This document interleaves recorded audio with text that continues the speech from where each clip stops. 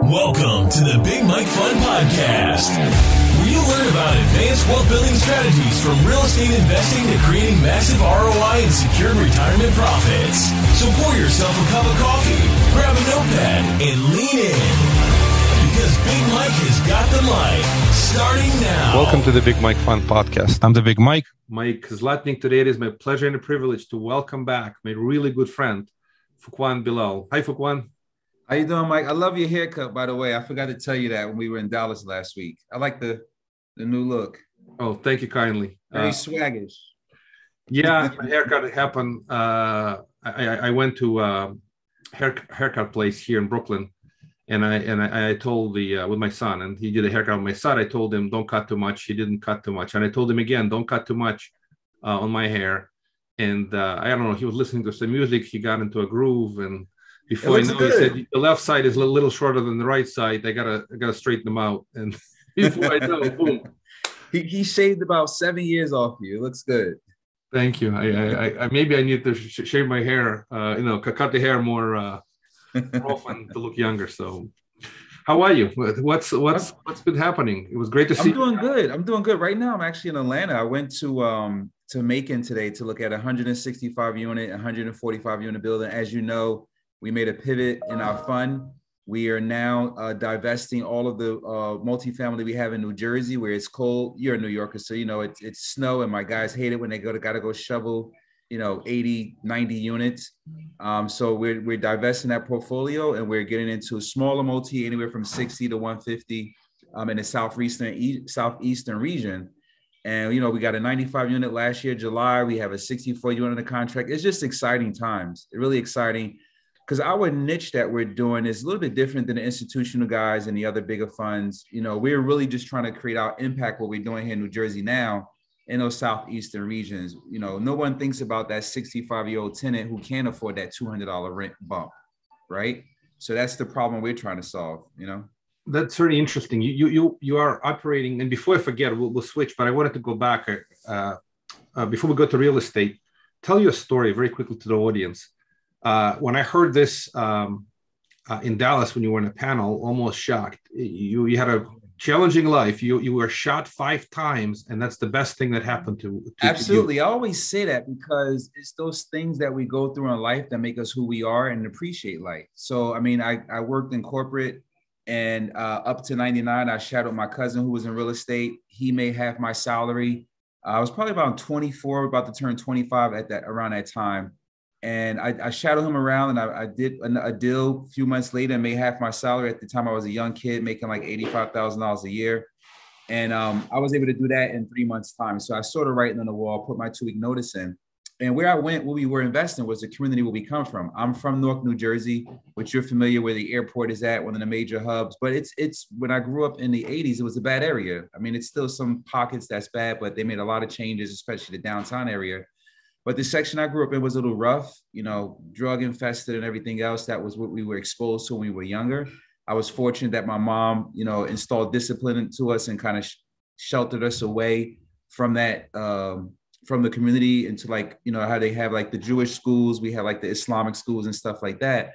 So we were in that community. That was our family. But growing up through that, creating friends through that, when I got back into real estate, it gave me the feeling of importance to go back to those communities because there's a lot of blighted, dilapidated properties and make repairs and renovation. And plus, that's the only footprint that I knew. Where can I go and do real estate at? And that's where my cousin was at. The short of it is we started doing renovations, hiring local people in the area for demolition. And it was an inside job, basically. I was, set up, and basically, they came in because we used to pay cash. We had already made payroll early that day on the site because it was my cousin's birthday, and it was a botched robbery. And through that process, I got shot 5 times. Oh, and I say that it was the best thing that ever happened to me because at that time I was a young kid and really didn't understand the value of life. I took everything for granted, and really that just kind of made me go deeper within and realize things that people take for granted, like tying your shoes or the simple stuff, right? And that's when it all started for me. And then I said that's the best thing because I worked from home the next 6 months, and I actually that year sold 34 properties. It was an exciting time. It was 2001. We're talking March 30th, 2001 has happened. And by the end of that, by September, I had sold 34 houses, 36 houses, something like that. And that was the most properties I sold in 1 year since I started. Because remember, I started in 99. So fast forward 2.5 years later, I sold like 34, 35 properties, 50,000 a pop. We were making somewhere like that. Was a lot of money for me as a kid. So that was the best thing that ever happened to me. And then I rode the wave, and you know what happened in 2008? I was on the front side of it, on the front line of it. I wasn't a part of any communities, masterminds, getting stuff from economists and all the stuff that we get now being a part of these groups. And I took a big hit. I lost a lot of my money. I had went through a divorce. I had 54 employees, these businesses, and I literally had to start all over again. And that was another life-changing moment for me. But through those two experiences, and then 9/11 happened actually, I got shot in March of 2001. 9/11 happened in September. And then 2008 was another event. So those three things that happened during that time span really shaped and molded me to become the better person I am. And I'm grateful for that, because I don't take things for granted. I'm truly grateful for all the relationships I create. All those investors that were along with me when the market crashed, I still have some of those investors that invest with me today. So, it's a true testament of creating real relationships and the meaning of that. Thank you for sharing. That's a great wisdom. And there's an expression: whatever doesn't kill you make you stronger. And thank God those 5 shots didn't kill you and made you substantially stronger. And obviously, you are where you are today, based on learning the lessons from those challenging days. Now let's go back to Atlanta. So you shared some great wisdom, and it was a great deviation from the real estate opportunities today. So why Atlanta? Obviously, Southeast is a great market in comparison to some of the. I'm sure you're observing that the tax rates are in Atlanta just a little bit lower than New Jersey, which is a lot, country, but a little bit, Mike. It's a lot, more than half. That's a lot. So for me, it's really I actually focused on Alabama first, because everybody was in Atlanta. Atlanta is hot, is on fire. 115 to 127, 130 a door for some stuff that they're calling B class. That's really C class, right? I grew up in those areas in Newark, New Jersey. So when I come to an area in Atlanta, that's the hood. I know what the hood is, but they're calling it on paper, on a performer, B class, because it's 10 minutes away from the airport. The rough areas are trading 120, 130,000 a door. 115, 120. Yeah. Yep. 100. So I'm like, before renovation, right? Before rehab. They're selling it on which these things are sold on future profits, right? We're getting this. It's all relative, right? The times change. So what was before $20,000-$30,000 a door, now it's 115, 120 a door. Yeah, so they're giving you a pro forma based on what you can do once you get in and turn the rents over and make your improvements on 2 years. And I'm like, no, I want to buy off of what you're collecting now. Like, that's what it's worth, not what I can do. So you want to profit off of what I could pinch, essentially, what I have to do. So I focus on Alabama, though. That's really where our footprint is in Alabama, because I saw everyone going to like the Sun Belt, going like the hot areas, Atlanta and everywhere else. So Florida and other places. So let me focus on where too many people is really not in that section of that space listed. I know, like Birmingham, certain areas like that. So we planted our flag there first. We found some product there, started creating relationships with brokers, started going into the city and finding out what the needs are. That's kind of the type of investment that I do. Even in New Jersey, I go to like the community meetings and I try to see what is the need the city. One, if it's affordable housing that they have an issue with, how can we solve that? How can we use our skill set to solve that issue? Then a reciprocity factor kicks in. You create relationships, you get leads, you take down those leads. For example, the 95 unit in Gadsden that we got is a retirement town that people have the mindset, but they're doing a lot of construction around there. The Goodyear plant shut down where the majority of the workforce was at. So no one wanted to go there and invest in that area. But they're building up a lot of the retail stores and everything. And this property in particular was vacant for about 6 years. We were able to get this property, Mike, for $6,000 a door. It's a heavy lift. Wow. When I purchased it, the ARV was $63,000 a door. It's $30,000 plus a door rehab. ARV is $63,000 a door. Now it's at $75,000, right? Because of where the market is at. and they do a more development in the area. And actually, Amazon just came into a plant somewhere like in Birmingham, which is like 40 minutes away. So there's more things that's coming that's going to make it more valuable. So those are the things we look at, things that are distressed in the area we can go in and add value, solve the affordable housing crisis. And back to what I was saying, nobody's thinking about that 65-year-old person who can't afford that $200 rent bump. So what we're doing is keeping a percentage of our rentals for low income. So we can kind of solve that low income Section 8 or battered women and children, whatever it is, they can afford it. And then the other portion of the units, we can increase rents on that and still pay our investors a healthy return and solve two problems, right? We're making a healthy return and also we're helping the community at the same time. So that's really what our mission is, wherever we go, to invest in these multifamilies that we're transitioning into. That's only one part of our fund. That's long-term, 5-7 year play. The other part is the fix and flips that we do, still only in New Jersey, where I've been investing at for 23 years, where we have all the resources, contractor relationships and everything. And we kind of moved up a little bit from the affordable home only because, there's no product on the market, not a lot. So everybody's fighting over the low hanging fruit, the $350,000. Anybody can afford that, right? Because money is cheap. So we're buying stuff for maybe somewhere around 450, 500. We can put 100 into it, 150 and sell it for a higher amount. But we still can make a decent, 15, 20%. Sometimes if we're lucky, 25% return. So that's pretty much the assets that we have in the fund now. Rental income, hedge against inflation, and also the fix and flips for liquidity. Very cool. So fix and flip makes total sense, obviously, in today's environment. And just kind of a related question to both, because if you're doing value add in the South, or you're doing fix and flip here, you're dealing with substantially inflated cost of material and labor. So how are you managing this? And the other quick question, typically the 60 to 150 doors, your economy of scale in theory kicks in over, some people say 70 units, some people say 80 units. But 60, 70, 80 units, you're barely there to make the economy of scale work. How do you manage these type of properties, being in New Jersey, the properties in Alabama or Georgia? The economy of scale is a challenge. So how do you deal with the escalating costs of construction, materials, labor, and just remote management if you're dealing with properties that far out?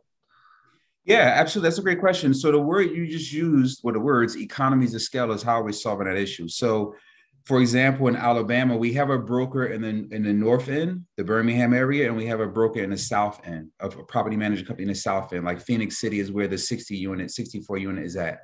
Now, when we target those areas, we're saying, okay, when we buy other things, we're going to pin them up where they're no more than 4 or 5 miles away from the existing property. So the same management company can manage those same properties. So eventually, if you're buying 60 unit, 40 unit, 70 unit, 100 unit, it's managed by the same company. As long as they're not more than 5 mile radius away from each other, you can use economies of scale to solve that problem. Same thing. If I was now just looking in Macon, I was looking at something else in another part of Atlanta. So if I go in Atlanta and I go an hour and a half out from the town Atlanta, right? I fly into Atlanta, everything else an hour and a half out is where I'm buying, whether it's south, east, west, north. And that's kind of how we plant our flag and use the economies of scale situation, finding brokers in that area where we buy smaller units, they can manage those on and just add those on also. But brokers are not property management. They're property managers.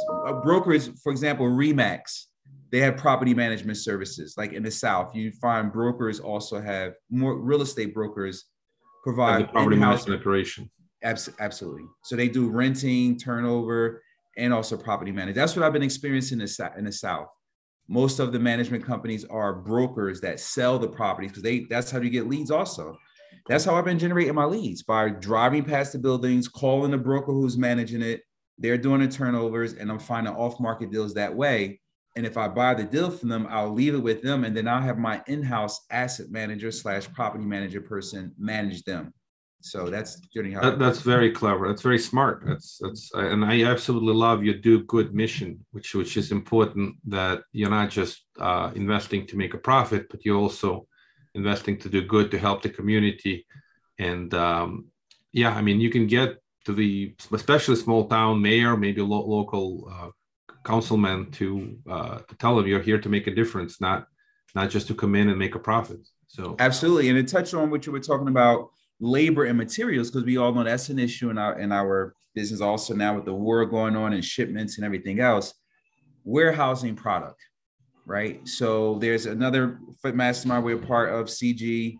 I got one of the tips from one of the gentlemen that does ground up construction in Philly over a few years ago, where they were warehousing product. I saw a presentation where they have it tied into their CRM. Every time a piece of material is moved, it updates in the system. They can now over jump the vendor and go directly to the manufacturer and buy. Like, for example, we're doing 22 rehabs right now in New Jersey. That's X amount of windows. So instead of dealing with the local guy who we deal with, we go over his head, over top of him, and go directly to the manufacturer and get pricing that's 40% cheaper, because we're doing economies of scale where now we can warehouse this stuff and basically cut our costs that it would have cost us just by buying from the retail vendor. Same thing with the labor force. These contractors that I'm dealing with, I have like real relationships with them. I know their families. You know, there's Glenn, I was always say, Glenn always said there's two things you need to do in this business: keep the investors happy and keep the tenants happy. I like to add on three: keep the contractors happy, because that's your network, right? Those are the people you're dealing with. You keep your investors happy, you keep your tenants happy, you keep your contractors happy. Now, it's not going to be a perfect world. You're going to have different challenges that you go through. But if you have that in mind and you have your team have that in mind, providing excellent customer service and support, you know, you can manage. Yeah, it makes total sense. I'm just going to comment from the point of view, we are working on a very large project in Indianapolis with the same institutional quality sponsor. And it's over 1,200 units in a single property, large property. And it's exactly what you said. He has his own warehouses. You have to have, when you are a big operator, you obviously have your own warehouses and you store your materials and then you buy in bulk. The same concept can apply to smaller projects, as long as you can have 2, 3, 4, 5 properties in the same area, more or less. You could buy in bulk. So you're using the best practices from a big operator on a smaller projects, and the labor. What's really important is you have continuity, right? If they work on one project and you get them to work on the next one and the next one and pay them well, and obviously now during the inflationary environment, you got to be able to raise people's pay to keep good people. That's one thing I observe nowadays in construction. They're a little bit, what's the word for it? Relationship matter, but folks also, you know, they do need to feed their families. Absolutely. So as the competitive projects pay them more, they'll go where the pay is a little bit higher. So you got to be sensitive to. Basically you have to build in higher cost to pay, because a very interesting comment that I was talking to the sponsor was that some of the costs on our projects are increasing. I said, why? He says, well, because we hire the best people and we pay them well. And it's very important. If you don't do that, you can't get quality. And one high quality employee or a contractor could be worth a lot more than a few folks that do so work and then you got to do rework. So it makes all the difference to get the best people, right? Yeah, correct. I mean, it also is based on volume too. If we can commit to giving these guys, if I have 3 or 4 plumbers working with our general contractor and we say, look, we got 22 projects, we're going to give you 6, we're going to give you 6, we're going to give you the rest. You're guaranteed to get these properties if you give us this pricing. But if we can't come to terms, maybe we'll just give you 2. We're still going to keep you busy, but we're looking for people to work with us on the economies of scale. So that's why I said that those words you mentioned plays a very big part with labor force and materials. And when you're negotiating anything, if you're giving them work that's going to keep them busy to feed their family, would you rather have a big paycheck now and then don't have consistent work? Or would you rather know you have work for the next, 10 months in a row back to back? Yeah, safety, of course. But the other crazy thing that happens, if you give them really more work, you should get discount, but it can also mean higher pricing because there's an interesting phenomenon that happens. Because the more projects you have, the more kind of management you have to have, and you end up actually costing a little more. But let's go back to the other opportunities that you're seeing. So you're moving south. You're not taking any more in New Jersey or other than fix and flips. and you're working in the smaller towns. You're staying away from the bigger towns. Are you finding good deals just because of your good marketing, your relationships, and what do you see happening with rents? Are the rents likely continue to you see the rent improvements over the next few years? We're still in pretty heavy inflation period. Is inflation you're going to continue? What are you seeing out there? What's your observation? And are you making decisions based on projected higher inflation, or do you think things going to come down and things going to slow down, especially in small town America? Yeah, it's a great question also, because actually, like today, we did the analysis and penciled out a cash flow based on the risk adjusted metrics we put in place. So my purpose today was coming out and meeting management, right? So I met with management and I asked the lady today, I said, look, because the property manager, who's her boss, like, yeah, we got these 20 new units because they had a fire and they just redid 20 units, brand new LVT floor and everything. And he said, hey, we can get $875 for these 2 bedrooms, where the other units we're only getting $685 for the 2 bedrooms. So we can bump it up another $195 or whatever it is, because they're brand new units. And these were really nice stainless steel appliance and everything. So I said, well, how long would it take you? Because the pro forma, you're matching getting all of these units up to that rent over the turnovers. And I asked the young lady who actually deals with the tenants, who have the relationships, and she lives on site in one of the apartments. I said, realistically, how do you think you can achieve that with what you just said, with inflation and people having struggling and everything else, COVID? She said, I'm going to be honest with you. I think I can take them up another $100. And that was exactly what we underwrote. So really getting that information, boots on the ground, from the staff that work there and speaking to some of the tenants in the parking lot. That's one of the things that I'm probably sure other people do that as well, but I throw the Timberland boots on, I come out and I stand at the bus stop. I talk to the local people. I go to the police station. I go to the fire department.